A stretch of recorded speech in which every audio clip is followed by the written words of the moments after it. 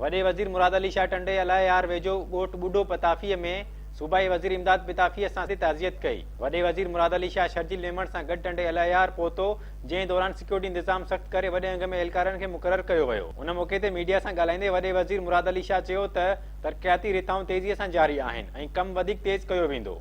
उन चयो त खेसि नथो लॻे त बिजली जो बहिरान वफ़ाक़ी सरकार ख़तमु करे सघंदी। वॾे वज़ीर मुराद अली शाह चयो त 2 साल अॻु NFC मामले खे निबेरण लाइ कमेटी जोड़ी वई, पर वरी गॾिजाणी न कोठाई वई आहे। संदसि चवणु हो त डिसंबर महीने ताईं रोडनि जूं 42 वॾियूं ऐं 146 नंढियूं रिथाऊं मुकमल कयूं वेंदियूं। मुराद अली शाह चयो त बिजली जी पैदावार हिन वक़्तु 2013 खां बि घटि आहे। NFC खां सवाइ बजट पेश करण सूबनि सां ज़्यादती आहे। हुन चयो त सिंध सरकार NFC अवार्ड न ॾियण ते एहतिजाज कंदी। पोइ हिकिड़ी मीटिंग NFC जी थी आहे, उनजे लाइ असां एहतिजाज कंदा रहिया आहियूं ऐं जेको इहो थियो आहे मुंहिंजो ख़्यालु ग़लति आहे। NFC अवार्ड थियणु खपे। पहिरीं लोड शेडिंग वारे मामले ते वफ़ाक़ सूबनि खे एतमाद में न वठी रहियो आहे। संदसि चवणु हो त लोड शेडिंग ख़तमु थींदे नज़र नथी अचे।